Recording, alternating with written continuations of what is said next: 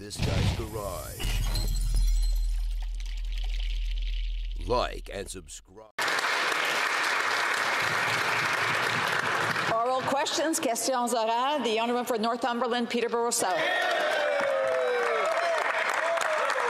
Thank you, Madam Speaker. Well, breaking news. GDP last week GDP per capita was worse than 2017. This week it's worse than 2016. After 9 years as NDP Liberal government, Canadians are getting poorer. A recent study from the Fraser Institute found that Canadians are experiencing the worst decline in living standards in the last 40 years. Food banks are being overwhelmed. The cost of housing has doubled. Homeless encampments are now across our country. Canadians need a break. Will this Prime Minister stop his inflationary spending, stop his carbon tax, stop putting ideology before Canadians, and just for goodness sake, stop? The Honourable Parliamentary Secretary.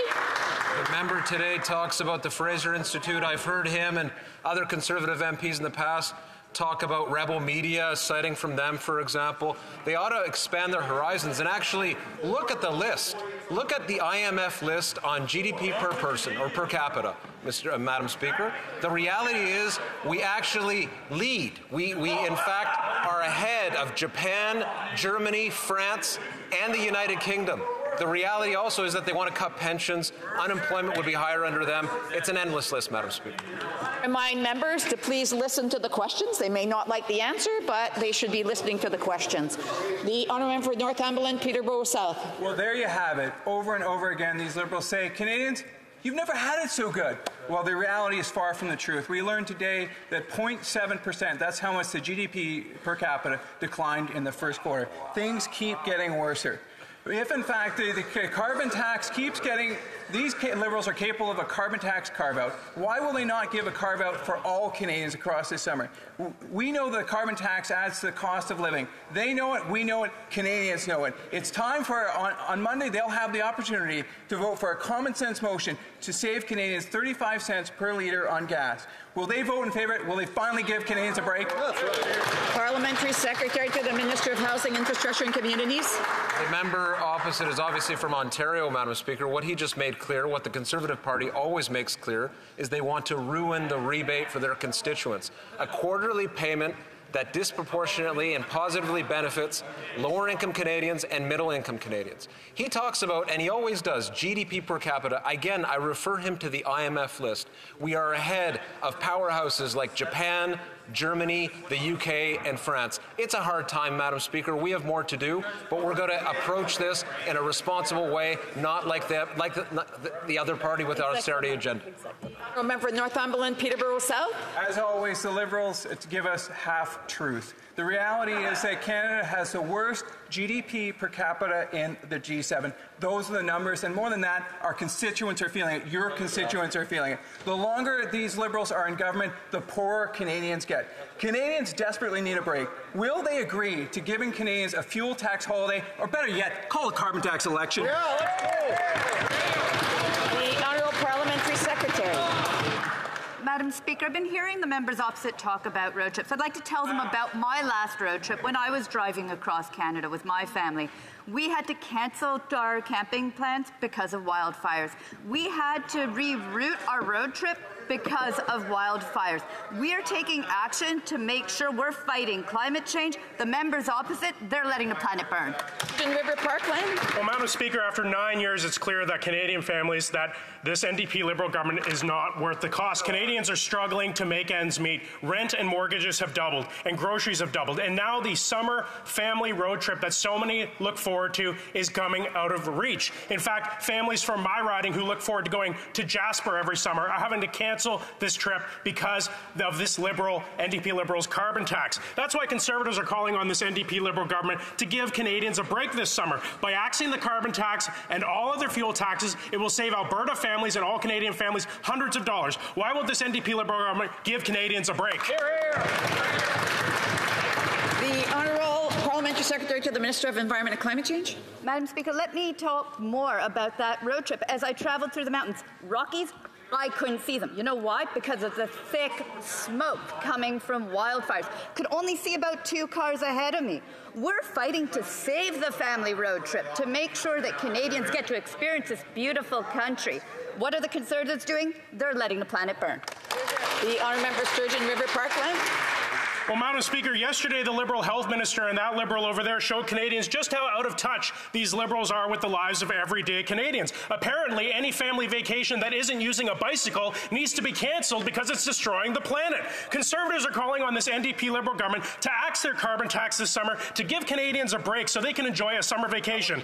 Unlike these out-of-touch Liberals, Conservatives want our children to explore our great country. Why are these Liberals telling them to stay at home instead and just look at their phones? The honourable government House Leader. What happened yesterday in this House is that the Health Minister exposed the Conservatives. The Conservatives had offered up what they called hundreds and hundreds of dollars in savings. But the Health Minister was describing what you would have to do to access these savings that the Conservatives were claiming. 38,000 kilometers in an automobile locked up with your children non-stop would be the requirement in order to derive the savings the Conservatives were claiming. They should be ashamed of themselves. It's misinformation, Madam Speaker. You know, we weren't doing too bad. I just want to remind members to please keep their thoughts to themselves until they're being recognized by the Speaker. The honourable member for Saskatoon Grasswood. Okay. Thank you, Madam Speaker. After 9 years, this NDP Liberal Prime Minister is not worth the cost. Instead of offering tax release, this government increased the carbon tax by another 23%. Conservatives are asking this Prime Minister to immediately axe gas taxes. That would save a Saskatchewan family $860 this summer alone. Will the Prime Minister vote with us on this side of the House on a common-sense Conservative motion so Canadians can afford a summer trip? Hear, hear. The Honourable Parliamentary Secretary to the Minister of Housing Infrastructure. Like some others, Madam Speaker, their math is off. The reality is that Canadians benefit. 8 out of 10 Canadians end up better off as a result of the rebate where it applies in the various provinces, Madam Speaker. He talks about taxes, though. Funny, I heard an interview where the Leader of the Opposition told a journalist from the National Post that bakers bake bread and Conservatives cut taxes. It's not exactly true. This government has voted, has put in place measures to cut taxes for the middle class, to cut taxes for small businesses. They voted against that every single time. The honourable member for Saskatoon Grasswood. Thank you, Madam Speaker. I spy with my little eye a government that wants to ruin family summer holidays. Yes, do you remember playing that game while traveling through this beautiful country? Sure you do. We all do. But yet yesterday, the Liberal Health Minister describes this family road trip as a punishment. But for all average Canadians, it's quality time. Will this Prime Minister show some compassion and vote for us on Monday so Canadians can afford a summer road trip? The Honourable Government House Leader. Madam Speaker, the Conservatives stood in this House and promised Canadians sunshine and flowers and hundreds of dollars in savings. If only the Liberals would agree to their crazy proposal. What we found out is that you'd have to drive back and forth to Mexico several times in order to save the money that they claimed. What happens, Madam Speaker, when you do that is families are locked in cars and they can't stop and all of that. These things that the Conservatives come up with, Madam Speaker, are just crazy. Order, order. I think if other members want to contribute, they should wait until they're being recognized. The honourable member for Colonial Lake Country. After 9 years, this NDP Liberal Prime Minister is not worth the cost. On Monday, this House will vote for our common-sense Conservative motion to save Canadians 35 cents per litre on gas until Labour Day by axing the carbon tax, the federal fuel tax, and GST on gasoline and diesel. Families really need a break. This tax holiday will save the typical Canadian family $670 this summer.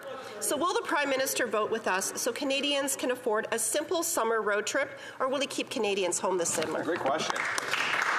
The Honourable Minister. Madam Speaker, you know, on the other side of the benches, they just don't do the math. Since this government has come into power, Madam Speaker, things like the CCB, the Canada Child Benefit, have lifted over 450,000 children out of poverty so that they can have gymnastic classes, so they can go on that summer road trip. Madam Speaker, also $10 a day childcare. We're saving families thousands of dollars. Rather than 35 cents on the dollar, why don't they invest in families? The Honourable for Colonial Lake Country. These Liberals are becoming more unhinged and out of touch. And there's the perfect example of the Liberals' socialist agenda, where they tax people to oblivion, and then they look at what they can give back a little bit that is actually your own money. Now, Canadians can't even afford to feed themselves. They can't afford to visit loved ones. They can't afford to save for their future. Certainly, taxes keep going up, and the carbon tax just went up 23%. Give people a break. Give people a tax break. Will the Liberals vote for our common sense bill to give families a tax break and axe all federal fuel taxes this summer, or will they just keep Canadians at home? Honourable Government House Leader. Madam Speaker, let me remind that member of her record. In the last election, she went around Kelowna Lake Country telling everyone, you know what we're going to do? We're going to put a price on pollution. Right. Now she's coming here and flip-flopping, saying, oh, I must have been mistaken, Madam Speaker. I must have been mistaken. I really didn't do that. It's really selective amnesia on our part. That member has also voted against every single tax relief measure that this government has put forward in this House that favors the middle class and asks a little more of those able to pay. Westminster Southwest. Madam Speaker, the best time to buy a home or rent an apartment in this country was 9 long years ago, before the NDP Liberal government coalition broke our country. Their policies have doubled rent, doubled mortgage payments, and doubled down payments. It's a housing nightmare for young Canadians. For families like the Hamiltons in St. John, it means paying $1,500 each month to live in a leaky, moldy apartment because they have nowhere else to go. Will the Prime Minister stop funding photo ops and bureaucracy and instead start getting homes built in this country to help Canadians that desperately need help? The Honourable Parliamentary Secretary to the Minister of Housing, Infrastructure and Communities. The colleagues should check the record, Madam Speaker. Under Stephen Harper, housing costs doubled, in fact. When he talks about, for example, things like bureaucracy, they use the term gatekeepers in the pejorative every time they get.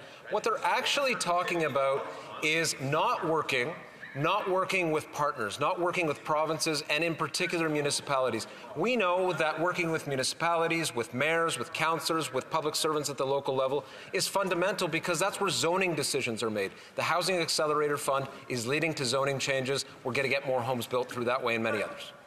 The Honourable for New Brunswick Southwest. That's not good enough. Homes are not being built fast enough to help Canadians. Mr.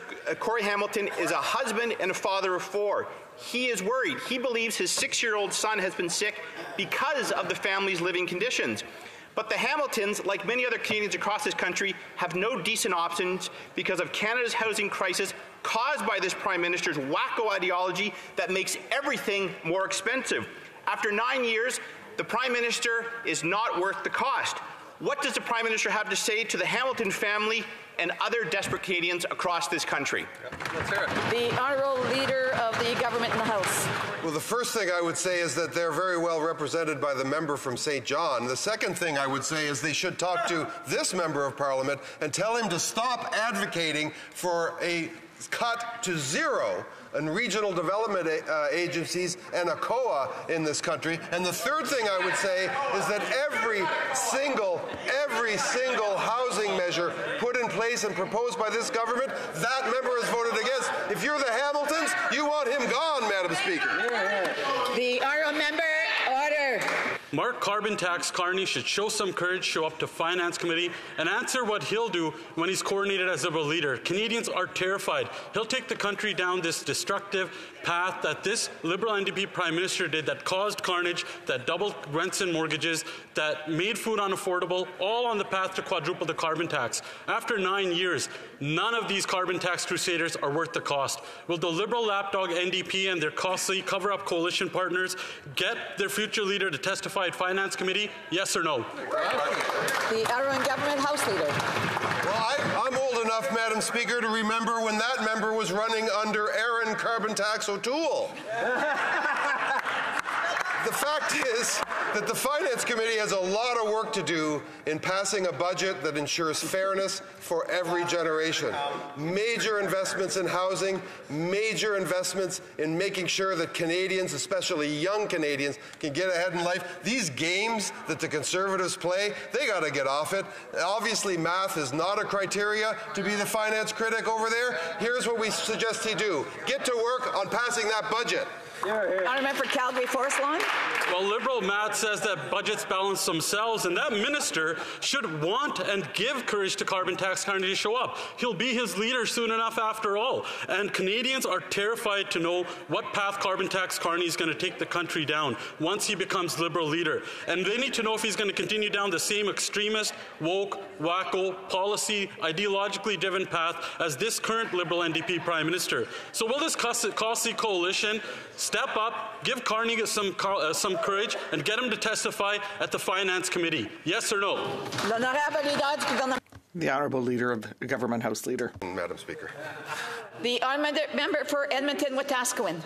Madam Speaker, I'm not sure what words we're still allowed to use in here, but I think it's okay and fair to say that this is the most incompetent, reckless government in Canada's history, consistently undertaking radical experiments with objectively terrible results. An RBC report today says that, quote, a slow bleed over the last 2 years has left per capita output back at 2016 levels. Canada's per-person income has been falling for 2 years now. When will this NDP Liberal government recognize that the more it borrows and spends, the worse it makes things for Canadians? Bravo. Honourable Parliamentary Secretary, the Minister of Housing, Infrastructure and Communities. The Conservatives again use GDP per capita or per person. That's what he's talking about as a measure of critique, which they can do. It is one measure, not a particularly useful one, as most economists will tell you. But let's look at that. Again, on that particular list compiled by the IMF and other organizations, the country leads Japan, the UK, Germany, and France. We have a AAA credit rating reaffirmed by Moody's, the lowest debt and deficit in the G7, and we're going to lead the G7 in economic growth going forward in the future, Madam Speaker. Honourable Member for Edmonton-Wetaskiwin. Well, Madam Speaker, let's take a look at some Liberal history, if we can. Let's take a look at the Trudeau legacy, okay? The Trudeau legacy, 14 deficits in 15 years in the 70s and 80s. A Liberal government that has not run a single balanced budget yet, so that's 24 deficits in 25 years. That's the Trudeau legacy. It led to economic devastation back then. It's leading to economic devastation right now. How can anybody in the NDP or Liberal caucuses support this economic disaster unfolding? The Honourable Parliamentary Secretary. Groundbreaking legislation to deal with the crisis that is climate change, Madam Speaker. The first government that has acted meaningfully on the issue of reconciliation, lifting 2.3 million people out of poverty, hundreds of thousands of kids out of poverty, and we're going to continue that record. You know what, on particular, Madam Speaker, which we don't talk enough about as a country? Pensions. They want to join Danielle Smith to deplete the Canadian pension plan by 53%, Madam Speaker. We will not let that happen. It's Grenville, Thousand Islands, and Rideau Lakes. 110 billion tax dollars flowed out the door, and business was booming for the Liberal employment minister after his lobbying firm got direct access to the Prime Minister's office and the finance minister. Insiders lined their pockets while Canadians were lined up at food banks. After 9 years of this NDP Liberal government, Canadians can see that it's clearly not worth the cost or this kind of corruption. So will the minister face the Ethics Committee on Tuesday, or will they try to deflect and distract like the minister who's not going to answer the question that I've just put to him? Leader of the government. Madam Speaker, Canada has one of the stringent conflict of interest and ethics guidelines and rules for officials and for ministers that exist in the world. This minister has complied with all of them and has answered all of the questions that the member just put. Armour for Leeds, Grenville, Thousand Islands, and Rideau Lakes. It's always great to hear the front bench over there talk about the ethics rules in this country when he sits next to a Prime Minister who's broken our laws, ethics laws, twice. The public safety minister broke those laws. The trade minister broke those laws. It's a cabinet of serial lawbreakers, and now we have the minister from Edmonton who lined his firm's pockets when they got direct access to the Prime Minister's office and the Finance Minister's office. We know that the minister doesn't want to answer the question, and we know that they're going to try and get him out of his appearance on Tuesday. Will they call in the RCMP? Hear, hear. The Honourable Government House Leader. Once again, the member knows very well that the minister has complied fully with all of his obligations under the conflict of interest and ethics guidelines. The member keeps going on a bit like Javert on this issue, but I guess that's the job he's been given, and that's why we have to continue to answer these questions that have been answered repeatedly, Madam Speaker. South Shore St. Margaret's. The Prime Minister's Green Slush Fund chair resigned after lining her pockets with taxpayer money. Another NDP Liberal Green Slush Fund director was caught funneling $42 million of taxpayer money to companies she owns. And now the Minister of the Environment, before his election, lobbied the PMO more than 25 times to help this director put that $42 million in her pocket. Or, I know you're going to say he was just like John McClain saying, I'm just getting together to have a few laughs. So will the Liberals investigate every taxpayer dollar the Environment Minister stuffed into this corrupt director's companies? I want to remind the member he's to address questions and comments through the chair and not directly to the members. The Honourable Government House Leader. Well, Madam Speaker, once again we see Conservatives really try and reach and take wild swings. Ministers are required to submit to the most rigorous conflict of interest and ethics requirements in the Western world. This minister, that minister, all ministers have fully complied with those requirements, Madam Speaker. Right on. After 9 years of this NDP Liberal government, 6 British Columbians die every day from overdose. Deaths in BC are up 380%. Overdose is the leading cause of death for children aged 10 to 18 in BC. Despite this, the Minister of Mental Health and Addictions claimed BC's radical drug experiment was a success. Really? She's even refused to rule out expanding the deadly program to Toronto and Montreal. Will the Prime Minister commit today to keeping the rest of Canada safe from his failed drug policies? Minister of Mental Health and Addictions.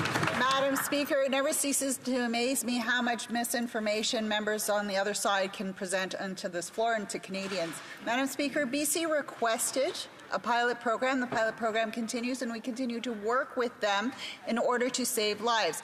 I've also been unequivocally clear, having worked with the Premier and with Toronto Public Health, to reject their proposal. We don't work in hypotheticals on this side of the House, Madam Speaker. We work with evidence, experts, and the best comprehensive measures that we can take to save lives in this overdose crisis. Shame on them.